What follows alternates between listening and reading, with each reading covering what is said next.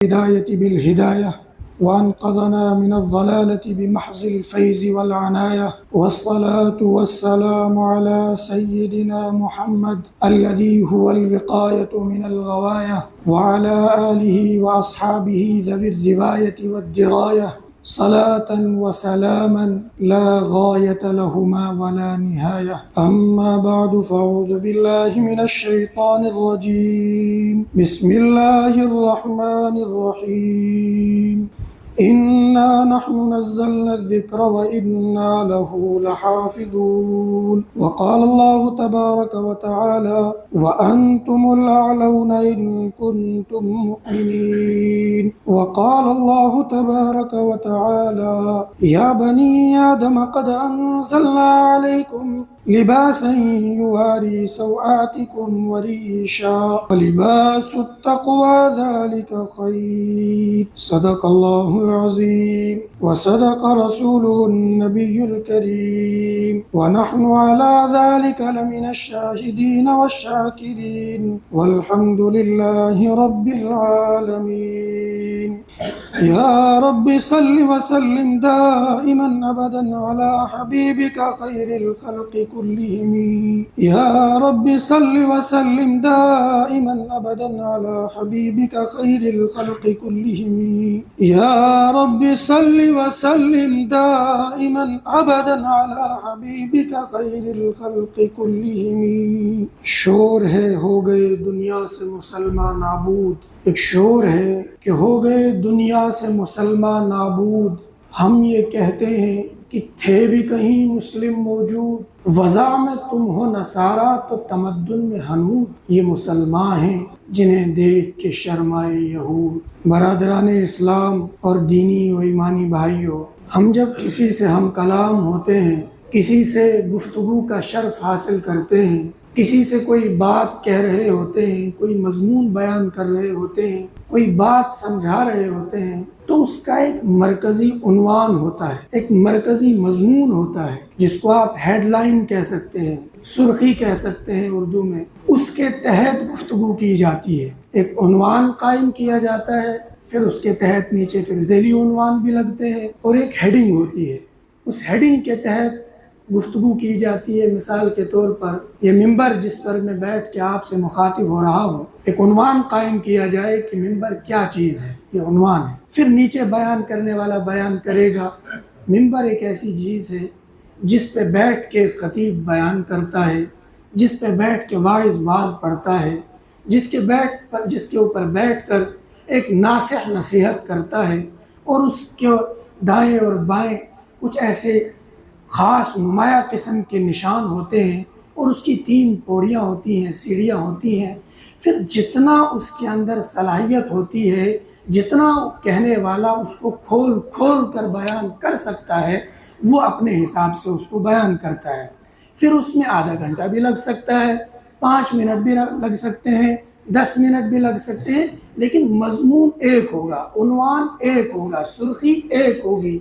بیان کرنے کا جو مرکزی مضمون ہوگا وہ ایک ہوگا کہ ممبر کہتے کس کو ہے. یہ تھی مثال. اسی طریقے سے جب واعظ، خطیب، امام جب سامعین سے گفتگو کرتا ہے، ہم کلام ہوتا ہے، سامعین کو مخاطب بناتا ہے اور اپنی گفتگو کا آغاز کرتا ہے، تو اس کا کوئی مرکزی عنوان ہوتا ہے. وہ ایک عنوان کو سامنے رکھ کر آدھا گھنٹہ، 15 منٹ، 1 گھنٹہ آپ سے مخاطب ہوتا ہے اور گفتگو کرتا ہے.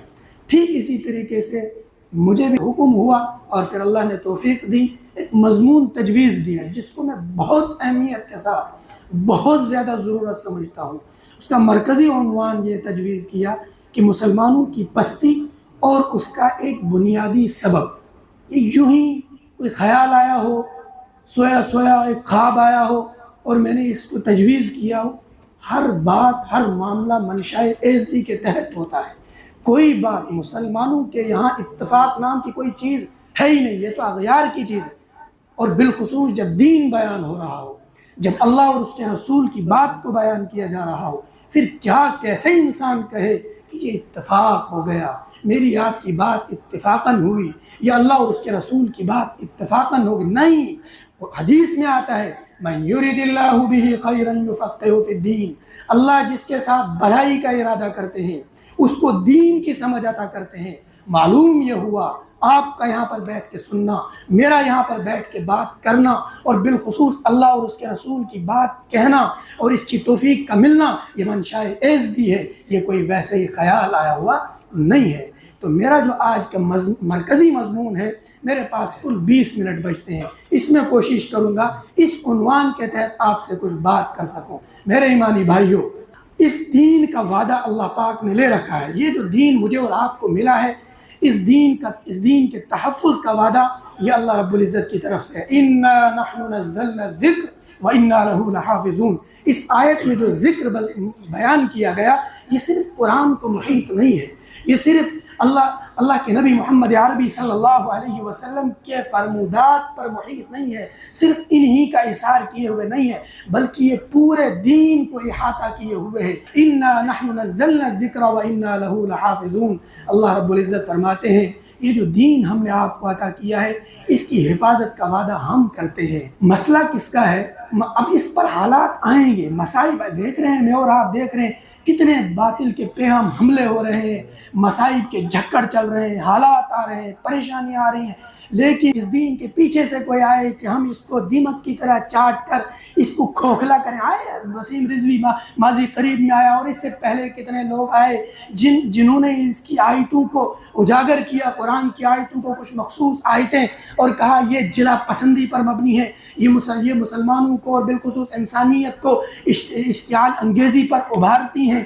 آئیں گے لوگ، اس طریقے کی کوششیں کریں گے، لیکن فرمایا نہیں، لا یاتیہ الباطل من بین یدیہ ولا من خلفہ، نہ پیچھے سے اس کا حصار کیا جا سکتا ہے، نہ آگے سے کوئی آ سکتا ہے، نہ دائیں سے کوئی ہاتھ مار سکتا ہے، نہ بائیں سے آ سکتا ہے۔ کیوں؟ تنزیل من حکیم حمید، یہ حکیم کی طرف سے نازل ہوا قرآن ہے، یہ حمید کی طرف سے نازل ہوئی شریعت ہے، کوئی نہیں اس کا کچھ بگاڑ سکتا۔ مسئلہ میری اور آپ کی ذات کا ہے، میری اور آپ کی ذات کے ساتھ تحفظ کا وعدہ نہیں۔ میرے باپ نے اگر دین قبول کیا، میرا دادا اگر اسلام کی نشر و اشاعت کرتا تھا، میرے ساتھ بھی یہ واقعہ ہو، مجھے بھی یہ توفیق ملے، اس کے ساتھ وعدہ نہیں۔ ہاں، میرا خاتمہ ایمان پر ہو گیا تو پھر کامیاب، پھر فقط فاز۔ پھر اس کے لیے کہا من زحزح عن النار وادخل الجنہ، جو روز محشر، جو قیامت کے دن جہنم سے بچا کر جنت میں ڈال دیا گیا، فقط فاز، پھر وہ کامیاب، پھر وہ اس کے لیے کامیابی مقدر۔ ہم کس کو کامیابی سمجھتے ہیں؟ جس کے پاس پیسہ۔ یہ مضمون تھوڑا لمبا ہو جائے گا، مجھے یہ بات عرض نہیں کرنی ہے، میں بات یہ عرض کر رہا ہوں کہ دین کے تحفظ کا وعدہ ہے، لیکن میرے آپ کے ایمان کے تحفظ کا وعدہ نہیں۔ لیکن ایک بشارت دے دی، وَأَنْتُمُ الْأَعْلَوْنَ إِن كُنتُم مُؤْمِنِينَ، مومنو، مسلمانوں، تم ہی سر بلند رہو گے، تمہارا ہی بول بالا ہوگا، تمہیں ہی سنا جائے گا، تمہیں ہی قائد بنایا جائے گا، تمہیں ہی امام بنایا جائے گا، تمہاری ہی لوگ اقتدا کریں گے، تمہیں ہی اپنا مقتدا مانیں گے۔ ان کنتم مؤمنین، اس شرط کے ساتھ کہ تم مومن رہو۔ اللہ اکبر! ذرا میں اور آپ اپنی ذات پہ تھرمامیٹر لگائیں، بخار ہو جائے، انسان کی ذات میں، انسان کے جسم میں کوئی نقص پیدا ہو جائے تو ہم تھرمامیٹر لگاتے ہیں، کتنا بخار ہے، کتنا کم ہے، کتنا زیادہ ہے۔ ذرا ایمان کا تھرمامیٹر لگائیں اور میں اور آپ دیکھیں کہ ہم کس قدر گراوٹ کا شکار ہیں۔ میں نے جو آیت پڑھی، یا بنی آدم قد انزلنا علیکم لباسا یواری سوآتکم وریشا، میں نے آپ کو شروع میں مرکزی مضمون وہ نہ بھولنا۔ مرکزی مضمون میں نے کہا کہ مسلمانوں کی پستی اور اس کا ایک بنیادی سبب، اور بہت سی وجوہات ہیں، لیکن بنیادی سبب جہاں میں سمجھتا ہوں، ذرا ایک مثال سے آپ اس کو سمجھیں۔ لوگ کہتے ہیں لباس کا کوئی تذکرہ نہیں ملتا ہے، آپ کچھ بھی پہن سکتے ہو۔ نہیں، کیسے؟ جس کو دین کا وعدہ ہے، جس قرآن کا کہنا ہے الیوم اکملت لکم دینکم واتممت علیکم نعمتی، کہ دین مکمل ہو چکا ہے، اب کوئی نئی بات اس میں داخل نہیں کی جا سکتی، کوئی اس میں کمی نہیں ہو سکتی، کوئی فقدان کی کوئی چیز اس کے اندر نہیں ہو سکتی، یہ مکمل ہے، یہ ضابطہ حیات ہے، یہ انسان کے بچپن سے لے کر پچپن تک کی تاریخ کو مرتب کیے ہوئے ہے، اس میں کوئی نئی بات نہ ایڈ کی جا سکتی ہے، نہ اس میں کوئی کمی آ سکتی ہے۔ وہ دین، وہ اتنے اہم جزئیے کو کیسے فراموش کر سکتا ہے؟ کیوں میں اور آپ یہ نہیں سوچتے ہیں؟ جب ہم مدرسے میں داخل ہوتے ہیں جب ہم سکول میں ایڈمیشن لیتے ہیں ذرا اس بات کو سمجھیں کہ جب ہم کسی طبقے کا حصہ بنتے ہیں، کسی جگہ ایڈمیشن لیتے ہیں، بچپن سے شروع کیجئے، جب انسان کو عقل بھی نہیں ہوتی، شعور بھی نہیں ہوتی، انسان کی شعور کی آنکھ بھی کھلی ہوئی نہیں ہوتی ہے، اس وقت جب ہم ایک بچے کو داخل کرتے ہیں، کسی سکول میں ایڈمیشن دلواتے ہیں، سب سے پہلے ایک ایگریمنٹ سائن کیا جاتا ہے، سب سے پہلے اس کو اس بات پر مجبور کیا جاتا ہے کہ کل سے تم اس ادارے کا ایک فرد ہو، کل سے تم اس ادارے کا ایک اسٹوڈنٹ ہو، کل سے تمہیں اس ادارے میں آ کے پڑھنا ہے۔ لیکن اس سے پہلے ایک نظام چلتا ہے، اس سے پہلے ایک سسٹم چلتا ہے۔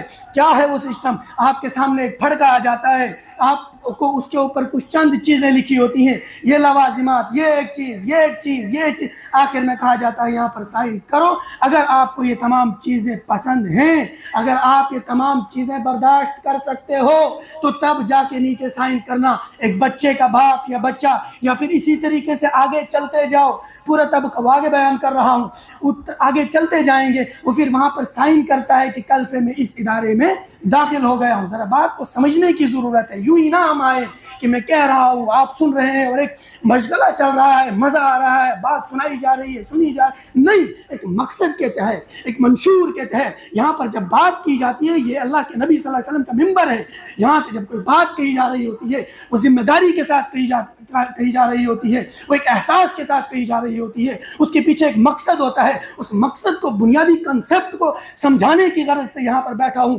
اللہ کرے کہ وہ بات سمجھ میں آ جائے۔ جب وہ بچہ سائن کرتا ہے، یہ سائن نہ کرے تو مان لے، اس کے بعد یہ بنیادی ٹھیک اسی طریقے سے اس کو کاپی پیسٹ کیجئے۔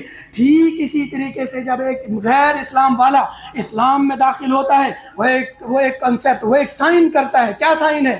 بتائیں، لا الہ الا اللہ محمد رسول اللہ صلی اللہ علیہ وسلم۔ اسی کو حدیث میں بیان کیا، من قال لا الہ الا اللہ دخل الجنہ۔ یہ حدیث اب یہاں پر سمجھ میں آ جائے گی، اس حدیث کا مطلب کیا ہے۔ من قال لا الہ الا اللہ، جس نے لا الہ الا اللہ کہا، مطلب جس نے سائن کیا، دخل الجنہ، دین میں وہ جنت میں داخل ہوگا، اور یہاں پر وہ سکول میں داخل ہوگا۔ بات سمجھ میں آئی کہ جب بندہ یہاں پر سائن کر رہا ہے، سکول میں جا کر اس کو ہر طبقے میں آپ لے جاؤ، فوج میں لے جاؤ، پولیس میں لے جاؤ، کسی آفس میں لے جاؤ، ہر طبقے کا یہی معاملہ ہے۔ جب انسان کسی طبقے کا حصہ بنتا ہے تو وہ پہلے ایک سائن کرتا ہے، وہاں جانے کے بعد ایک سائن کرتا ہے، وہاں کے پرنسپل کے سامنے وہ ایک شیٹ اس کے سامنے رکھ دیتا ہے، وہ سائن کرتا ہے۔ اس کے بعد اسے کہہ دیا جاتا ہے کل سے آپ ہمارے سکول میں آ سکتے ہیں، کل سے آپ ہمارا آفس جوائن کر سکتے ہیں، کل سے آپ ہمارے طبقے کا حصہ بن سکتے ہیں۔ ٹھیک اسی طریقے سے آج تک یہ غیر ایمان والا تھا، آج تک اسلام کا کوئی حکم اس کی طرف مخاطب نہیں تھا، اس کو مخاطب بنائے ہوئے نہیں تھا۔ آج سے جب اس نے کہا لا الہ الا اللہ، بس اب اس کے ساتھ احکامات لگ گئے۔ اب اس کو نماز بھی پڑھنی ہے، اب اس کو روزہ بھی رکھنا ہے، اور اب اس کو حج، اگر فرض ہے تو حج بھی کرنا ہے، زکوٰۃ ہے اس پر فرض ہے تو اس کو زکوٰۃ، تمام جتنے بھی شریعت کے احکامات ہیں وہ تمام اس پر لاگو ہو جاتے ہیں۔ لیکن کب؟ جب وہ لا الہ الا اللہ کہتا ہے۔ لیکن اس سے بھی پہلے کا ایک جزیہ ہے، اس سے بھی پہلے کا ایک مرحلہ ہے، نماز سے پہلے ایک مرحلہ۔ آپ نے یہی سن رکھا ہوگا کہ جب انسان لا الہ الا اللہ کہے تو فوراً نماز فرض ہو جاتی ہے۔ میں کہتا ہوں اس سے بھی پہلے ایک چیز فرض ہو جاتی ہے، اس سے بھی پہلے فرض اگرچہ زیادہ سخت ہو جائے لیکن لازم ہو جاتی ہے، ضروری ہو جاتی ہے۔ کیا ہے وہ چیز؟ انسان کو جب یہ بچہ ادھر اس نے ایڈمیشن لی، جب یہ سکول گیا تو کیا جن کپڑوں میں یہ رات میں سویا تھا، ذرا بات سمجھیے گا غور سے، دل کے کانوں سے سنیے گا، جب یہ رات میں جس لباس میں یہ سویا تھا، کیا اسی لباس میں اگر یہ بچہ دروازے پر پہنچتا ہے، اس سکول کے دروازے پہ پہنچتا ہے، کیا دربان اس کو اندر گھسنے دے گا؟ کیا گیٹ کیپر اس کو اندر گھسنے دے گا؟ اسے کہے گا نہیں جا بھائی وردی پہن کیا، جا بھائی وہ لباس پہن کیا جو یہاں کا منشور ہے؟ وہ کہے گا نہیں بھائی میں تو یہی کا طالب علم ہوں، میں تو یہی کا اسٹوڈنٹ ہوں، یہ دیکھو میرے پاس یہاں کا کارڈ ہے میرے پاس۔ وہ کہے گا نہیں وردی کہاں ہے؟ تو جب یہاں پر ہم کیوں نہیں سوچتے، جب میں نے اور آپ نے لا الہ الا اللہ کہا، اس کے بعد کیا اسلام کی کوئی وردی نہیں ہوگی؟ کیا اسلام کا کوئی لباس نہیں ہوگا؟ یہ کیوں ہم اس مضمون کو فراموش کرتے ہیں؟ کیوں آج دیکھیں میں اور ہم سے ایسے کھرچ لیا گیا لباس، ہمیں احساس تک نہیں، ہمیں اس کا تصور تک نہیں، ایسے کشمیری میں اس کو کہیں گے سنگجنیت کل کڑے، ہمیں پتہ ہی نہیں، ہمارے نیچے سے یہ چادر نکال لی گئی، ہمیں اس کا احساس ہی نہیں۔ اور یہ بڑے پرانی، آپ ذرا تصور، جو بڑے بوڑھے حضرات بیٹھے ہیں وہ ذرا 10 سال پیچھے تصور کریں، اور جب کسی کی ذمہ داری ہوتی کوئی گورنمنٹ امپلائی ہوتا، جب وہ کہیں جاتا، ڈیوٹی پہ جاتا، تو اس کا ایک خاص لباس ہوتا. جب وہ جاتا، جب واپس آتا تو اس راستے سے نہیں آتا جہاں سے اس کے گاؤں کے لوگ اس کو دیکھ سکتے ہیں. کیوں؟ اس نے لباس وہ پہن رکھا ہوتا تھا جو اسلامی لباس نہیں. اس کو شرم آتی تھی کہ میں اس لباس میں کیسے جاؤں گا، میرے گاؤں کے لوگ مجھے دیکھیں گے، میرے پہچاننے والے لوگ مجھے دیکھیں گے. وہ ایک تصور دیا تھا ہمارے علماء نے، ہمارے اکابر نے، ہمارے اسلاف نے. یہ ہمارے اوپر ذمہ داری. آج ہماری سر پہ اگر ٹوپی ہے، ہمارے لباس اگر سنت کے مطابق ہیں، تو یہ ہمارا کمال ہرگز نہیں ہے. ہمیں سوچنا چاہیے، ہمیں غور کرنا چاہیے. یہ ہمارے ان کو دعائیں دو، وہ جو قبروں میں منو مٹی تلے سو رہے ہیں، یہ انہوں نے ہمارے اوپر محنت کی ہے، تب جا کے ہمارے اوپر، ہمارے سر پر پگڑی ہے، ہمارے سر پر ٹوپی ہے، ہمارا لباس سنت کے مطابق ہے، ہمارے چہرے پہ داڑھی. آج کیوں مسلمان کے چہرے سے داڑھی صاف ہو گئی؟ لوگ کہتے ہیں کہ بھائی شرم آتی ہے، اگر ہم داڑھی رکھ لیتے ہیں، ٹوپی پہن لیتے ہیں، یہ لباس پہن لیتے ہیں، پھر ہم وہاں نہیں جا سکتے. پھر ہم قرآن نے کہا، ذرا سنو، وَمِنَ النَّاسِ مَن يَعْبُدُ اللَّهَ عَلَى حَرْفٍ فَإِنْ أَصَابَهُ خَيْرٌ اطْمَأَنَّ بِهِ. اللہ اکبر. کاش کہ یہی آیت ہم سمجھ جائیں. قرآن کہتا ہے لوگوں میں سے بعض ایسے ہیں، وَمِنَ النَّاسِ مَن يَعْبُدُ اللَّهَ، لوگوں میں سے بعض ایسے ہیں جو عبادت کرتے ہیں علی حرف، کنارے پر بیٹھ کے، ایک ایسی جگہ پر بیٹھ کے کہ اگر اسلام اگر غالب ہے تو ادھر ہو جائیں گے، اسلام زندہ باد کے نعرے لگائیں گے، اور اگر مظلوم ہوتے نظر آئیں گے، اگر اسلام دبتا ہوا نظر آئے گا تو کافروں کے ساتھ مل جائیں گے، غیروں کے ساتھ مل جائیں گے. فَإِنْ أَصَابَهُ خَيْرٌ اطْمَأَنَّ بِهِ، جب ان کو عافیت ملتی ہے، جب ان کو خیر ملتی ہے تو وہ خوش ہو جاتے ہیں، خوش ہو جاتے ہیں. ہاں اللہ اکبر. پھر نعرے تکبیر کے آوازہ بلند کیا جاتا ہے. وَإِنْ أَصَابَتْهُ فِتْنَةٌ انقلب عَلَى وَجْهِهِ، اور جب اللہ اکبر کیا تعبیر قرآن نے اپنائی. وَإِنْ أَصَابَتْهُ فِتْنَةٌ انقلب عَلَى وَجْهِهِ، اور جب ان پر حالات آتے ہیں، پریشانیاں آتی ہیں، مصائب ان کو گھیرتے ہیں، فتنے میں مبتلا ہوتے ہیں، تو انقلب عَلَى وَجْهِهِ، اس کو یوں سمجھو کہ پیچھے بالکل ایسے نہیں مڑے، بلکہ الٹے پاؤں ایسے مڑ گئے پیچھے کی طرف، بس ویسی ننقلب، اپنے منہ کے بل پیچھے کی طرف مڑ گئے. اتنا بھی نہیں گوارا کیا کہ تھوڑا ایسے کر کے مڑے. اس شاندار یہ قرآن کی بلاغت ہے کہ قرآن نے اس طریقے سے ایسے انسانوں کا نقشہ کھینچا. آج ہمیں شرم آتی ہے، اور قرآن نے کہا یا ایھا الذین آمنوا من یرتد منکم عن دینہ فسوف یأتی اللہ بقوم یحبهم ویحبونہ. لوگو اگر تمہیں شرم آتی رہے، اگر تمہیں یہ بہت خطرناک دور چل رہا ہے، کنسیپٹ کلیئر نہیں ہے، دھندلاہٹ کا شکار ہو چکا ہے، ذہن اسلام اور کفر کے درمیان شکوک میں مبتلا ہو چکا ہے، اس دو رائے پر انسان کا ذہن معلق ہے. انسان سوچتا ہے یہاں جاؤں یا یہاں جاؤں، یہاں، اور اکثر تو وہ ہیں خوش رہے رام بھی اور خوش رہے رحیم بھی. یہی کنسیپٹ، وہی، اسی کو اگر اور مختصر کر کے اس آیت کا کہا جائے تو خوش رہے رام بھی اور خوش رہے رہے، یہ کنسیپٹ، یہ اس طریقے کا نظریہ میرا اور آپ کا بنتا ہوا جا رہا ہے. اگر ہم نے غور نہیں کیا تو خدا کی قسم اللہ اور اس کے رسول کا دین محتاج نہیں ہے. یہ آیت بتلاتی ہے جو میں نے آیت آپ کو پڑھ کر سنائی. یا ایھا الذین آمنوا من یرتد منکم عن دینہ فسوف یأتی اللہ بقوم یحبهم ویحبونہ. اللہ تمہارا محتاج نہیں ہے، یہ دین تمہارا محتاج نہیں ہے، اس کی حفاظت کا وعدہ تو اللہ نے لے رکھا ہے. شروع میں جو میں نے آیت آپ کو پڑھ کر سنائی، مسئلہ میری اور آپ کی ذات کا ہے، مسئلہ میری آپ کے ایمان کا ہے. کہا کہ میں ایسے لوگوں کو پیدا کروں گا جو مجھ سے محبت کرتے ہوں گے، جو مجھ سے محبت کرنے والے ہوں گے، میں ان سے محبت کرنے والا ہوں گا. ان کو لا یخافون لومۃ لائم، پھر ملامت کرنے والوں کی ملامت کی پھر ان کو کوئی پرواہ نہیں ہوگی کہ لوگ ہمیں کیا کہیں گے. اوہو، یاد کرو، تاریخ کا مطالعہ کرو. وہ تاتاری قوم جنہوں نے بغداد کے منبر پہ بیٹھ کے کہا تھا کہ ہم اس اسلام کو مٹائیں گے. علامہ اقبال نے کیا خوب نقشہ کھینچا ہے، آیا یوں رشے تاتار کے افسانے سے، پاسماں مل جاتے ہیں کعبے کو صنم خانے سے. وہ جو نکلے تھے اسلام کو مٹانے کے لیے. اور یہ تاریخ ابھی آپ دیکھیں، ذرا دنیا کے حالات پر نظر رکھیں، آپ دیکھیں کہ کتنے لوگ اسلام کے نام لیوا مٹتے جا رہے ہیں، اسلام چھوڑتے جا رہے ہیں، اور ادھر سے آنے والے، یورپ سے آنے والے اسلام پر کس قدر مضبوطی کے ساتھ قائم اور دائم ہوتے نظر آ رہے ہیں. اوہو، کاش کہ یہ مضمون میرے اور آپ کے سمجھ میں آ جائے. ہم لباس پر خوب زیادہ توجہ دیں، ہمارا حلیہ سنت کے مطابق ہو، ہمارا لباس شریعت کے مطابق ہو. اور ہاں، لباس کون سا ہے یہ بھی تو بات سمجھنے کی ہے. اتنی بات تو سمجھ میں آ گئی کہ لباس شریعت نے متعین کیا. اب کون سا وہ لباس ہے، یہ بات بھی سمجھنے کے قابل ہے. 5 منٹ رہتے ہیں، کوشش کروں گا ان 5 منٹ میں وہ بات بھی سمجھ میں آئے. قرآن شریعت دو طریقے سے انسانوں کو، بالخصوص مسلمانوں کو مخاطب کرتی ہے. ایک یہ ڈائریکٹ کہہ دیا کہ یہ شراب ہے، حرام ہے، یہ راستہ خراب ہے، لا تقربوا الزنا انہ کان فاحشہ، یہ زنا کا راستہ ہے، قریب بھی مت جا. ایک تو یہ طریقہ ہے، ایک تو یہ انداز ہے. کہ بالکل شروع میں ڈرا دیا جائے، بالکل کہہ دیا جائے وہاں جانا ہی نہیں، وہاں جاؤ گے تو شریعت کے حدود کو پھلاننے والے بن جاؤ گے، ایک یہ طریقہ۔ دوسرا ہے اصول، دوسرا ہے فارمولہ جس کو کہتے ہیں، وہ ایک اصول، وہ ایک فارمولہ دے دیتا ہے قرآن کہ اس اصول کے تحت، اس فارمولے کے تحت جو لباس آ جائے گا وہ لباس شرعی کا کہلا دیا جائے گا۔ کون سا ہے وہ لباس، کون سا ہے وہ اصول؟ قرآن نے بتایا یواری سواتکم وریشا، یواری سواتکم، جو تمہاری شرمگاہوں کو ڈھانپتا ہو، جو اتنا کھلا ڈلا لباس ہو کہ جسم کے نشیب و فراز، اپ ڈاؤن حصہ یہ نمایاں نہ ہوتا ہو، یہ اس کے خد و خال نظر نہ آتے ہوں۔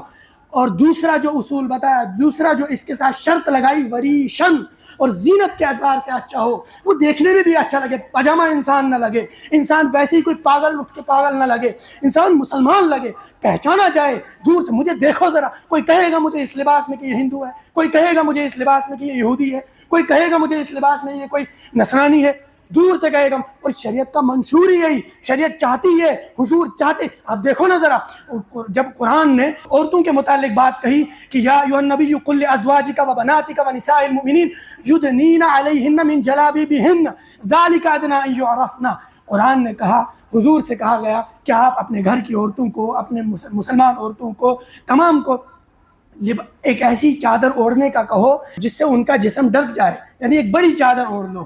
اور آگے کہا ذالک ادنی ان یعرفن۔ میرا آپ کا تصور کیا ہے کہ جب برقع پہنا جائے تو مقصد کیا ہے؟ مقصد ہم یہی سمجھتے ہیں نا، پہچانی نہ جائے عورت، یہی میرا آپ کا ذہن ہے نا کہ پہچانی نہ جائے کہ یہ بوڑھی جا رہی ہے یا عورت یا جوان جا رہی ہے، یہی ایک عام تصور ہے نا، ذرا کچھ تھوڑا بہت ہاں ہوں کیجئے، تھوڑا سر ہلائیے، یہی ہے نا۔ لیکن قرآن اس کے برعکس بات کر رہا ہے، قرآن کہہ رہا ہے ذالک ادنی ان یعرفن، یہ بات اس کے زیادہ قریب ہے کہ وہ پہچانی جائے۔ اللہ اکبر! کیا مطلب پہچان؟ جب برقع پہن لیا، جب ایک پورا بھوت جیسا انسان بن گیا تو پھر کیسے وہ پہچانی جائے؟ قرآن کہہ رہا ہے پہچانی جائے۔ مطلب یہ ہے کہ یہ پہچانی جائے یہ کس طبقے کی عورت ہے۔ کل کو اگر اس کی چنی کو کوئی نوچتا ہے، کل کو اگر اس کے لباس پر، اس کے دوپٹے کو کوئی چھینتا ہے، اس کے لباس پر کوئی سیٹی کستا ہے، اس پر کوئی باتیں کستا ہے، تو پھر وہ صرف اس کی غیرت کو للکارنے والی بات نہ ہو، وہ پوری ملت کی غیرت کو للکارنے والی بات ہو۔ وہ ایک مسلمان خاتون کو للکارنے والی، اس کی غیرت کو، اس کی ضمیر کو، اس کی عفت پر ہاتھ مارنے والی بات نہ ہو، بلکہ پورے مسلمانوں پر، پورے مسلمانوں کی غیرت کو للکارنے والی بات ہو۔ لیکن ہائے، دیکھیں ذرا میں اور آپ بھی اپنے گھروں کو دیکھیں، چھوڑے باہر کو، اپنے گھر کو دیکھیں، کیا میری بہن ایسا لباس پہنتی ہے کہ وہ پہچانی جائے؟ کیا میری بہن برقع ویسا کرتی ہے جو شریعت کے اصول اور جو شریعت کے منشور کے مطابق ہو؟ کیا میری ماں، کیا میرے بھائی، کیا میری اگر شادی ہوئی تو میری بیوی کیا اس اصول کے تحت اس لباس کو پہنتی ہے؟ نہیں پہنتی ہے، شرم آتی ہے۔ میں نے قرآن کی آیت آپ کو سنا دی، قرآن کہتا ہے لا یخافون لومۃ لائم، اللہ پیدا کریں گے ایسے لوگوں کو جن کو پھر شرم نہیں آئے گی اس لباس کو پہنتے ہوئے۔ لہٰذا میرے ساتھیوں، بنیادی مقصد ہے لباس، بنیادی ضرورت ہے لباس۔ ہم میں نے اسی وجہ سے، یہاں عورتوں کا مجمع نہیں، میں نے اسی وجہ سے یہ آیت پڑھ کے سنائی تاکہ معلوم ہو شریعت چاہتی کیا ہے، یہ دین ہم سے چاہتا کیا ہے، کہ ہم پہچانے جائیں دور سے۔ ہماری پہچان کو ایک اور مثال دیتا ہوں، جہاں سارے داڑھی ٹوپی والے بیٹھے ہوں، یہ گراؤنڈ ہو، فرض کر لو ایک گراؤنڈ ہو، ایک بڑا گراؤنڈ، اس میں ساری داڑھی ٹوپی والے بیٹھے ہوں اور لباس ہمارا سلوار قمیض ہو، اور پھر اغیار کا کوئی لشکر آئے اور وہ ہمیں دیکھے، کیا اس پر رعب طاری نہیں ہوگا؟ ذرا خود عقل سے، یا یہ دور کیونکہ تعقل پسندی کا ہے نا، ہر نوجوان چاہتا ہے بات سمجھ آئے گی تو مانوں گا، نہیں سمجھ میں آئے گی تو نہیں مانوں گا، چاہے وہ شریعت کی کیوں نہ ہو۔ تو میں عقلی اصولوں کی بنیاد پر، شریعت، قرآن اور عقلی اصولوں کی بنیاد پر دونوں کو ربط دے کر آپ سے مخاطب ہو رہا ہوں۔ ذرا خود سوچیں، اس لباس کے ساتھ جب بندہ یہاں پر بیٹھے گا تو کیا اغیار پر وہ اثر نہیں پڑے گا؟ جب ہم نے وہ لباس ہی چھوڑ دیا، وہ راہیں ترک کر دی، وہ انداز ہی چھوڑ دیا، تو کیوں نہ ہم ذلیل و خوار ہوں؟ جو میں نے قرآن کی آیت پڑھی تھی وَأَنْتُمُ الْأَعْلَوْنَ إِن كُنتُم مُؤْمِنِينَ، اے ایمان والو تم ہی سر بلند رہو گے، تمہارا ہی بول بالا ہوگا بشرطے کہ تم مومن رہو۔ ہم مومن نہیں ہیں، اسی وجہ سے حالات ہیں، اسی وجہ سے مصائب ہیں، ورنہ قرآن جھوٹا ہو جائے گا۔ قرآن جھوٹا ہو سکتا ہے؟ یہ اللہ کا کلام ہے، قرآن کیسے جھوٹا ہو سکتا ہے؟ مطلب ہم مسلمان نہیں ہیں۔ ضرورت ہے میں اپنی ذات پر تھرمامیٹر لگاؤں، ضرورت ہے میں اپنے ایمان کو چیک کروں۔ اور یہ اصول آخر میں یہ اصول بتا کے بات ختم کرتا ہوں، یواری سواتکم وریشا، کہ جسم کے نشیب و فراز نظر نہ آتے ہوں، امام اعظم ابو حنیفہ رحمہ اللہ تعالیٰ عنہ کے نزدیک، ان کے مسلک میں اور بھی بلکہ اسی پر غالباً اسی پر اتفاق ہے، گھٹنے سے لے کر یہ ناف تک یہ چھپانا لازم ہے، یہ چھپانا ضروری ہے، یہ سطر میں داخل ہے۔ دیکھو میں اور آپ ابھی یہاں ہم رکوع سجدہ کریں گے، کتنوں کے پیچھے سے یہ نظر ہو جائے، یہ کیا کہتے ہیں اس کو، شرٹ اوپر ہو جائے گی اور یہ ٹروزر نیچے ہو جائے گا، کتنوں کی نمازیں ختم ہو جائیں گی، اور آئے ہیں بڑی محبت کے ساتھ۔ مجھے آپ کے ایمان پر کوئی شک نہیں، مجھے آپ کے اخلاص پر کوئی شک، واللہ اس وقت کا مسلمان اگر یہاں پر آ رہا ہے، بالخصوص نوجوان، وہ اگر یہاں پر آ رہا ہے مسجد میں، مطلب اس کو ایمان کی محبت ہے، اس کو اسلام کی محبت ہے، بس کنسیپٹ کلیئر نہیں ہے۔ یہ کنسیپٹ کلیئر ہوگا یوٹیوب سے نہیں، یہ کنسیپٹ کلیئر ہوگا کسی فلاسفر سے نہیں، یہ کنسیپٹ کلیئر ہوگا جب آپ اپنے مسجد کے امام سے جڑیں گے، کیونکہ اس کے وہ اگرچہ کمزور ہو، اگرچہ محض حافظ ہو، اگرچہ اس کو کچھ پتہ وتہ نہ ہو، اس کا ربط ہوگا علماء سے، بڑے جید اکابر سے، جنہوں نے اپنی راتیں کالی کی ہیں کتابوں کے ساتھ۔ وہ جب ان سے پوچھے گا تو آپ کو صحیح مسئلہ بتائے گا، آپ کو وہ مسئلہ بتائے گا جو آپ کو ضرورت ہوگا۔